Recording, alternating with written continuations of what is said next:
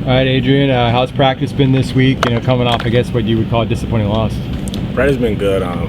Coming off the loss, it is what it is. We got to move on. We got Tulane coming up, but the bye week has helped us tremendously to get our bodies back and get us back mentally and physically. Today's practice was fun. We dialed into the playbook what we're going to be running against Tulane, and then the young guys had a scrimmage, and there was a lot of guys out there making plays today. There was a lot of excitement today in practice. I know you guys always talk about, you put the last one behind you, but, multiple losses in the season is something a lot of these guys have never dealt with. Have different guys had to learn how to deal with that?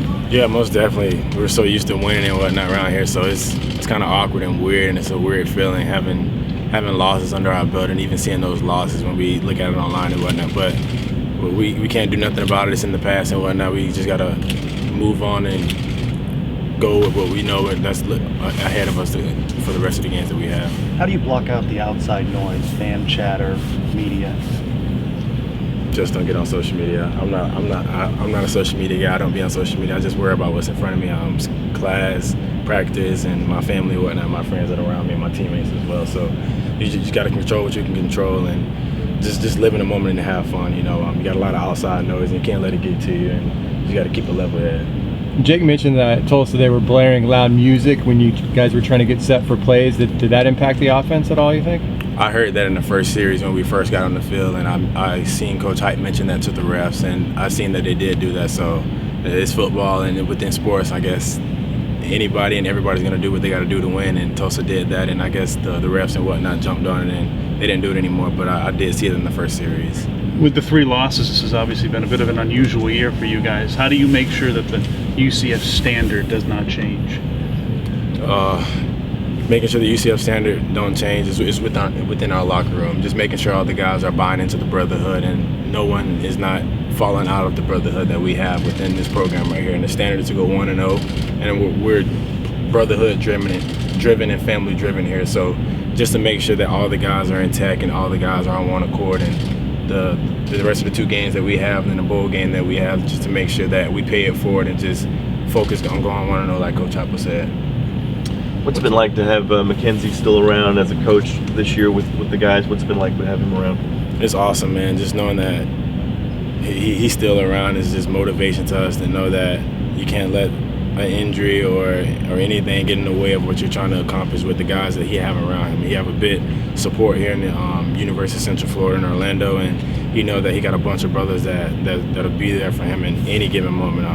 I'll do anything for Mackenzie, and anyone on this staff and anyone on this football team will too, because they know like what he's been through and what he has faced and what he has come from since his freshman year to now. So having him around is just awesome. A lot of guys always asking him questions, just picking his brain, and he's always around to relay messages. Could you describe some ways that having him there has positively affected you guys offensively during the season? Well, speaking from the quarterback position, having him around with Dylan, Mackenzie's been through the good times and the bad times, so he knows what it feels like at that quarterback position.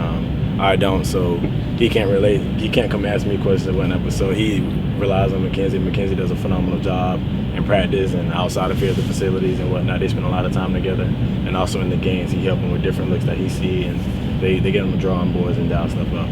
For a guy that only has a few games left here at UCF, how do you want to finish?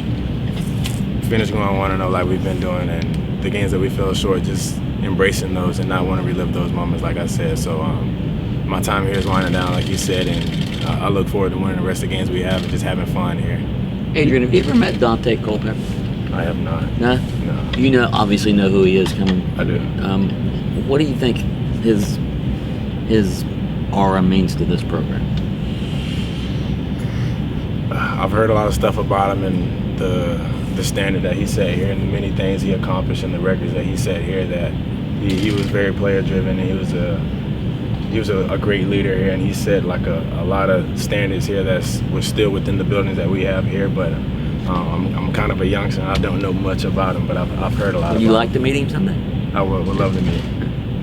AK, you mentioned what happened this morning. Was it a scrimmage with like younger guys, or what did you reference when you walked up? That there were some younger guys got some action today, or, yeah. Or what did you see from that group? Today, young guys scrimmage was phenomenal. We had a bunch of guys flying around.